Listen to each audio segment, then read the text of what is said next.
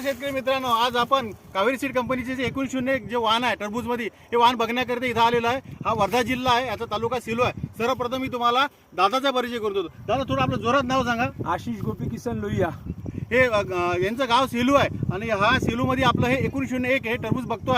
आज इथं याची काढणी सुरू आहे आणि इथं जवळपास माझ्या मते 3 व्हेरायटी लागलेल्या आहे। हो, बरोबर। तर 3 व्हेरायटीमध्ये आपलं हे कावेरी सीड 1 ही व्हेरायटी मागल्या वर्षी पण यांनी लावली होती, त्यांना पसंत पडली, त्यामुळे यावर्षी या सेलू तालुक्यात बरेच शेतकऱ्याकडे लागलं। यांचं स्वतःचं लोहिया कृषी केंद्र या नावानं दुकान सुद्धा आहे। हे शेतकरी असून एक विक्रेते पण आहे।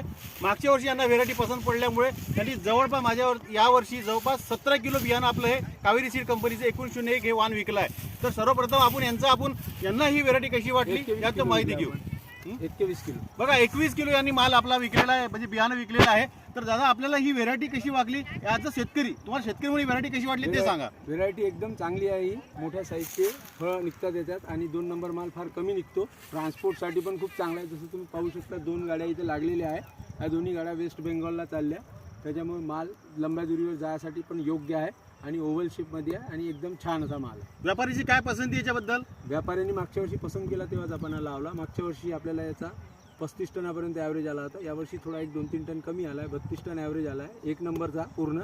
आणि आता जसं तुम्ही पाहू शकता 1 नंबरचा माल निघाल्यानंतर 2 नंबरचा माल काही खूप जास्त शेतात आहे नाही, तरी 4-5 टन तो माल निघेल। तर बघा शेतकरी मित्रांनो, 1901 वर्धा जिल्ह्यामध्ये जवळपास सगळ्या शेतकऱ्यांना ही व्हेरायटी पसंत आली। ही मागल्या वर्षी जस्ट आपण सुरू केली होती, पण यावर्षी जवळपास 21 किलो बियाणं आपण दिलं आणि सगळ्या शेतकऱ्यांना याचं आवडलं, कारण याचं टनेज बसलं। हे छान अंडगोलाकार आहे, जवळपास 7 ते 8 किलोचं फळ येते। याची पावडर चांगली आहे आणि ट्रान्सपोर्टेशनसाठी सुद्धा चांगलं आहे। मी बरेच माझे व्हिडिओ पण दिले, व्यापाऱ्यासोबत दिले। त्यांचं असं म्हणणं आहे, सर आम्ही गाडीच्या याला खाली माल तुमचा ठेवतो, नंतर दुसऱ्या व्हेरायटीवर ठेवतो। म्हणजे दिल्ली आपलं हे कलकत्ता किंवा बांगलादेश इथपर्यंत हे फळ जाणं टिकते आणि ट्रान्सपोर्टसाठी एकदम बढिया फळ आहे। तर शेतकरी मित्रांनो, जर आपल्याला टरबूज लावायचं असेल तर गॅरंटीनं 1901 वाहन लावा। तुम्हाला नक्की ज्या प्रचलित व्हेरायटी आहे, ज्या जुन्या व्हेरायटी आहे, त्याच्यापेक्षा जवळपास 20-25 टन हे टनेज जास्त मिळेल, म्हणजे मुनाफा जास्त मिळेल। आणि ए ग्रेडचा माल जास्त असल्यामुळे तुम्हाला माहीत आहे की ए ग्रेडचा माल हा 10 रुपये 8 रुपये किलोनं जातो आणि मग उरलेला जो असतो तो सेकंड ग्रेडचा हा 4 रुपये 5 किलो विकायला लागते।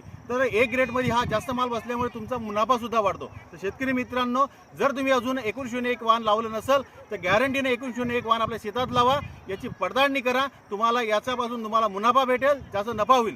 धन्यवाद।